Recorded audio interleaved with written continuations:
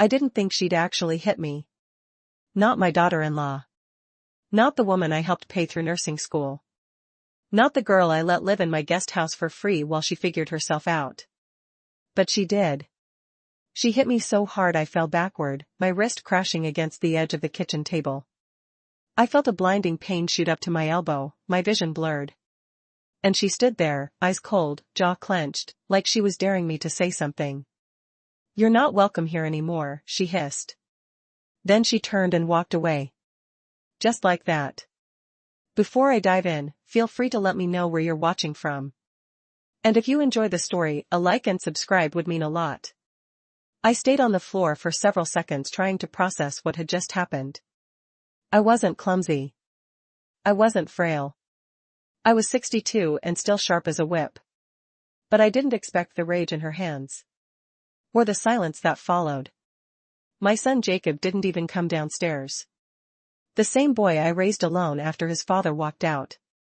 The same boy who sat with me at midnight study sessions and called me his superwoman on graduation day. He didn't even peek out of the upstairs bedroom. No footsteps, no "Mom, are you okay?" No voice, just silence.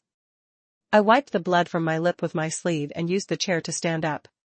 My hand was swelling fast and I couldn't even curl my fingers into a fist. But I grabbed my purse and I walked out. No shouting, no drama. I didn't want to give her that. Outside, the sun felt too bright, too cheerful. My vision shimmered with heat and emotion as I got into my car and sat behind the wheel, shaking. Then my phone buzzed. A message from Jacob. "Please don't come back. It's better this way.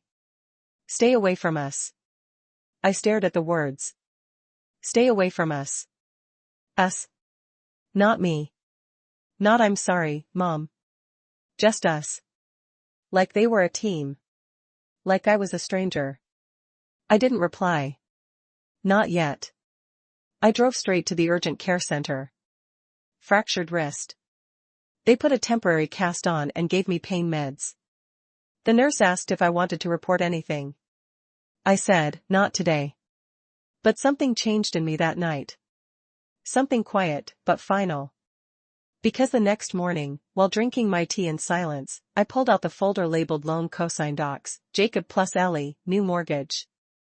I smiled. Let me explain. You see, last month they begged me to co-sign on a new mortgage. "Mom, it's just until the bank clears our dual income," Jacob had pleaded. "Ellie starts her new job in 2 months. Please, it's our dream home." I said yes. I always said yes until now. I opened my laptop and logged into the mortgage app. My name was still on the application. The final bank check hadn't gone through yet. They were days away from getting approved. I clicked withdraw cosigner authorization. Then I clicked confirm. Done. Jacob and Ellie would get a call from the bank this afternoon and they'd find out that their loan had been denied because of me. I could have warned them. I could have forgiven them. But Jacob let her hurt me. And then he told me to stay away. Fine. I pressed my lips together, reached for the phone, and finally replied to his message. Okay. Nothing more. No drama, no curse words, just okay. Let him wonder what I meant. Let him wonder what I did. But I knew what would happen next. And I knew it would hurt. Because this wasn't just about bruises on my skin. It was about the bruise on my heart, a bruise my own son let someone else make and never cared enough to stop. That afternoon, the phone rang again. Unknown number. It was the loan officer. "Mrs. Taylor, we noticed you revoked your co-signature on the green leaf mortgage file for Jacob Taylor and Ellie Taylor. Is that correct?" "Yes," I said calmly. "That's correct." There was a pause on the other end, a polite tension. "I see. Well, unfortunately, that will significantly impact their creditworthiness. We'll have to halt approval pending a new cosigner or full income verification." "I understand." I said, "Have a nice day." I hung up. Less than 10 minutes later, Jacob called. I didn't answer. I just sat on the couch nursing my arm, listening to the phone ring out. Then Ellie texted, "What did you do?" That made me laugh. Not a bitter laugh. A real one. The kind that comes from a place so deep in your chest you forgot it existed. What did I do? I said, okay, but what I meant was, you made a mistake, and now you'll learn what that costs. I went to bed early that night. My hand throbbed, but the pain was clean. Honest. It reminded me I was still here, still breathing, still strong. I thought about Jacob's baby face at age 6. I thought about how he used to hold my hand crossing the street, about the macaroni necklace he made me in 2nd grade. How did we end up here? How did he let it happen? The next morning, I woke up to 23 missed calls. 7 voicemails from Jacob. All desperate, all confused. But the last one made me freeze. Mom, please call me. Ellie said she's pregnant. My heart slammed. What? Pregnant. Now, this was getting complicated. But before I could even process it, someone knocked on my door hard. 3 loud bangs. I looked through the peephole, and I couldn't believe who was standing there. When I opened the door, the first thing I saw was Jacob. But he wasn't alone. Ellie stood behind him, arms crossed, sunglasses hiding her eyes. And despite the swelling in my wrist, despite the way my ribs still ached from that fall she caused, the first words out of her mouth weren't, "I'm sorry." They were, "You just ruined our lives." Not hello, not an apology, not even fake concern. Jacob looked miserable, disheveled, like he hadn't slept. His shirt was wrinkled, his hair uncombed. He held a folder in one hand and kept glancing down at it like he was practicing what to say. But Ellie, she looked like a lawyer walking into a courtroom, chin up, shoulders sharp. "I'm pregnant," she said coldly. "Did you know that when you canceled our mortgage?" I didn't say anything. Not at first. I stepped aside silently and gestured for them to come in. They hesitated. Jacob looked unsure. Ellie marched in like she owned the place. They sat on the couch. I stood. The silence stretched for too long, so I broke it. "You hurt me," I said quietly. Ellie rolled her eyes. "I tripped," she said. "It wasn't my fault you're so fragile." Jacob cut her off. "Ellie," but she kept going. "She was in our house, our kitchen, judging everything, telling me how to raise a child I haven't even had yet. You think I'm just going to take that?" I blinked. Then I spoke with the calm of a woman who'd been pushed too far. "You hit me, Ellie, and you lied to Jacob about it. And when I didn't respond the way you expected, you both shut me out like I was some disposable furniture." Jacob shifted uncomfortably. "She said it was an accident," he muttered. I didn't know how bad it was until I raised my cast. The bruising was dark now, purple and blue. The swelling worse. "You didn't even come downstairs, Jacob." He looked like he'd been slapped. I didn't let the silence stretch this time. "Why are you here?" Jacob cleared his throat. He placed the folder on the table and slid it toward me. We can't afford another cosigner," he said.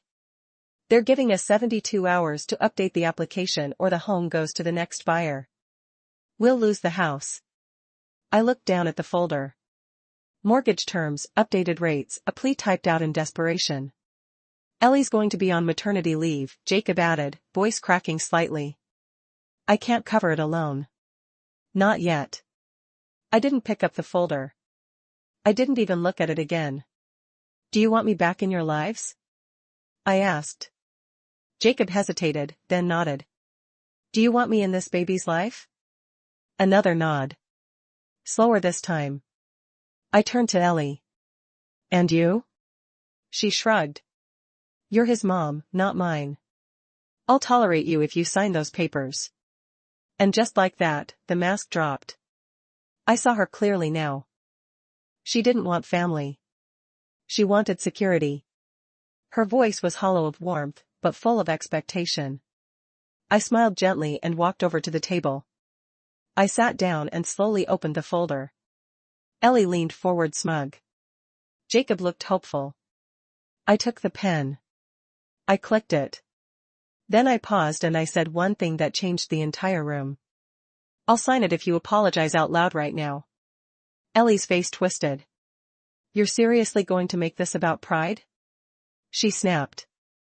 No, I replied. I'm making it about respect. Silence. Jacob looked at Ellie, pleading silently. She stared at me like she wanted to lunge again, but she knew the stakes now. She wasn't going to make the same mistake twice. Then, with teeth clenched and lips barely moving, she spat it out. I'm sorry. But it wasn't real. It wasn't close to real. It was the kind of sorry you say when your ego has a knife to its throat. Still, I took the pen. I hovered it above the signature line. Jacob's eyes lit up. Ellie exhaled like she'd just won.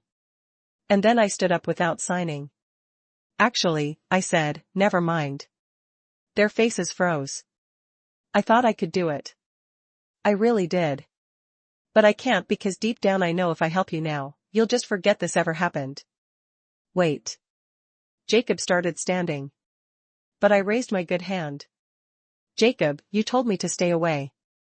You chose your side, and now I'm choosing mine. Ellie lunged forward. We're pregnant. And? I asked calmly, you're going to let your grandchild grow up homeless? I narrowed my eyes. You're the one who threw the first punch, literally. And now you want me to forget everything because it's convenient. Jacob's jaw clenched. Please, Mom, he said quietly. We need this. Just this once. No, I replied. I needed you once, too. The night you said nothing. I grabbed the folder, walked over to the fireplace, and dropped it into the flames. Ellie screamed. Jacob didn't move. He just stared into the fire like a man realizing something was truly gone. They left without another word. I watched from the window as Ellie stormed to the car, slamming the door. Jacob lingered. He looked back once, but he didn't come back in. 3 days later, the house listing went back on the market. They didn't get it. They moved into a smaller rental across town. I heard from a friend that Ellie's pregnancy was real. But what she didn't know is that Jacob wasn't the only person I helped this year. I'd also helped Ellie's sister, a girl with a quiet voice and a secret. Because a week later I got a message request on Facebook from her. I opened it and what I saw made my blood run cold. The message started like any other. Hi, Mrs. Taylor. I know we haven't spoken in a while, but I need to tell you something. It's about Ellie, and it's serious. It was from Rachel, Ellie's younger sister. I hadn't seen Rachel in nearly a year. She was softer than Ellie, always nervous, always the quiet one at dinners. But she had kind eyes. She once stayed behind to help me clean up a holiday party while Ellie went upstairs to take selfies in a new dress. I sat still for a moment, rereading the message. Something about her tone felt urgent, too serious for small talk. I clicked accept and typed back, I'm listening. The reply came instantly. I know you probably don't believe anything good about me or my family after what Ellie did, but I've been holding this in for too long. I just found out she's not actually pregnant. She lied to Jacob. She lied to everyone. I blinked. What? Another message came right after. She found out you canceled the mortgage. She panicked. She told Jacob she was expecting to stop him from cutting her off, but she's not. I'm sorry. I have proof. There was a photo attached. It was a screenshot of a text thread between Rachel and Ellie. In it, Ellie had typed, if I say I'm pregnant, he'll beg his mom to forgive me. We'll get the loan, the house, everything. Then maybe I'll actually think about getting pregnant. I stared at the screen. I didn't feel shocked. I felt cold, heavy, like a part of me that had still hoped just a little that maybe I'd overreacted had now turned to stone. Rachel sent another message. I shouldn't be sending this, but I couldn't keep watching. Jacob deserves better. You deserve better. I'm sorry for waiting this long. I took a breath and typed back, thank you for telling me. I believe you. I didn't say anything else. Not yet. But in my mind, things were already moving. I'd made peace with staying away from them. I had let go of the dream of having my grandchild over for birthdays, school plays, messy pancakes in my kitchen. But now I realized the problem wasn't just that Ellie hit me. It wasn't just Jacob's silence. It was that the lie had grown and Jacob was still tangled in it. I sat with it for a while, then made a call. Not to Jacob, not to Ellie, to my lawyer. Ms. Coleman, I said. Do you remember the trust account we set up for Jacob a few years ago? Yes, the one meant to release after his first child is born. That's the one. I want it frozen immediately. Put it under review. She paused. Is something wrong? Let's just say, I replied, the birth certificate might be missing a name permanently. The next morning, I got another text from Jacob. Please, Ellie's stressing out. We lost the house. I'm trying to fix things, but she says you're turning everyone against us. Just tell me what you want. I didn't answer. Not yet. That afternoon, I went to the grocery store. Normal errands, apples, bread, coffee. But right as I reached for a can of soup, I heard a voice behind me. Mrs. Taylor. I turned. It was Rachel. She looked tired, a bit anxious, but genuine. We stood there in the aisle, two women on the edge of a storm. I didn't think I'd run into you, she said, adjusting the strap on her tote bag. But I'm glad I did. I gave her a small nod. Me too. We stood quietly for a moment. Then she said something I didn't expect. Ellie's done this before. My breath caught. What do you mean? She fakes things. Crises. Drama. Ever since we were teenagers. Once she faked a stalker to get an ex-boyfriend back. Another time she pretended to have a medical scare just to get out of a job she didn't like. Lying is how she survives. I leaned on the cart. And Jacob? Rachel looked down. He's in too deep. He's used to chaos now. I think he thinks this is normal. But it's not. I'm scared for him. I studied her face. She meant every word. I decided right then to do something I hadn't planned. Rachel, would you testify if it came to that? She looked shocked. Testify. Just in case it becomes necessary. She nodded slowly. Yes, if it helps him, I'll do it. We parted ways after that. I gave her my number. She promised to stay in touch. That night, I sat alone in my living room, the fire crackling beside me, the air thick with everything unsaid. My phone buzzed again. A voicemail from Jacob. His voice was ragged, worn down. Mom, Ellie's missing. My stomach dropped. She left the apartment this morning and hasn't come back. She won't answer texts. Her phone's off. I don't know what to do. A long pause. Then I found your old ring box on the dresser, the one Dad gave you. It was open and empty. My heart stopped.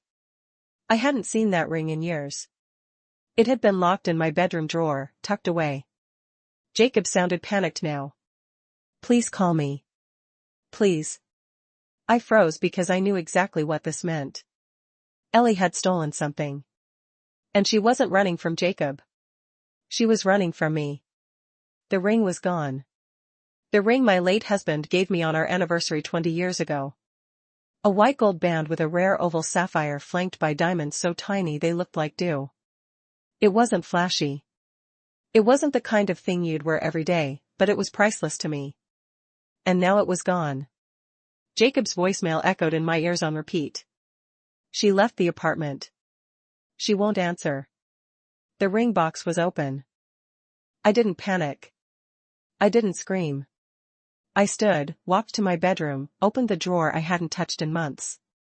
The small red velvet box was still there. But when I flipped it open, empty, gone. Ellie had been in my house somehow. While I was out. And she'd taken the only thing I truly had left of my past, the part of me that existed before all this betrayal, before the silence and the bruises. She took it, and now she was gone. I called Jacob. He picked up on the first ring. Mom, tell me everything from the beginning. He exhaled shakily. She was spiraling. After the loan fell through, she was screaming, throwing things, saying you were trying to destroy her. I tried calming her down, but she wasn't listening. I went to work this morning, and when I came back, she was gone. Her stuff's still here, but the lockbox is open. I didn't even know you brought that ring here. Why did she? She didn't know about the ring, I said quietly. Unless someone told her. He was silent. Then, Rachel. I didn't answer because he was right.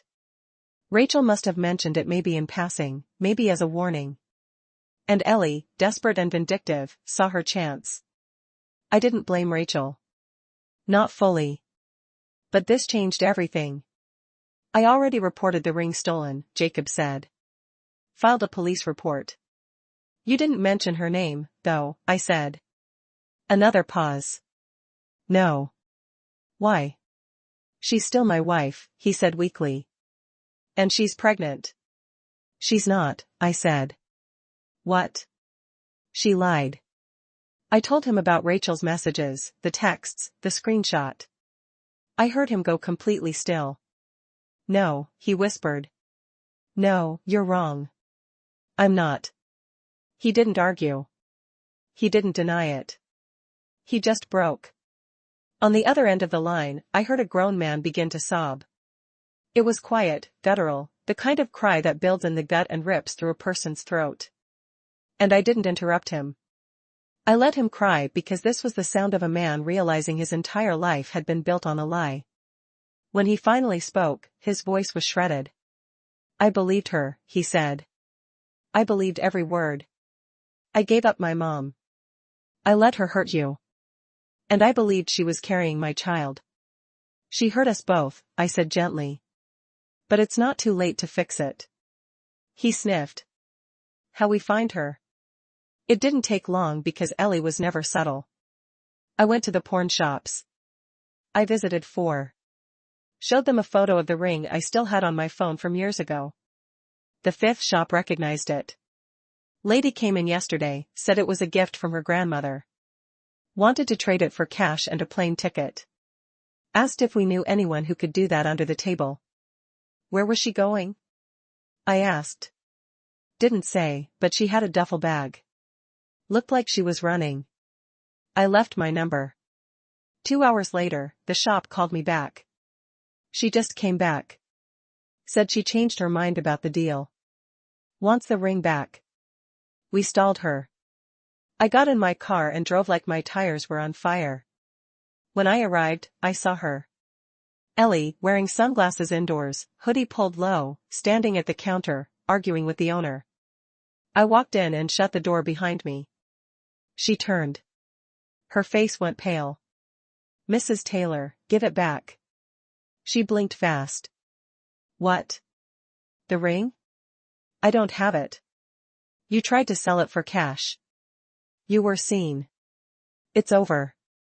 She looked down, then up, and her entire posture changed.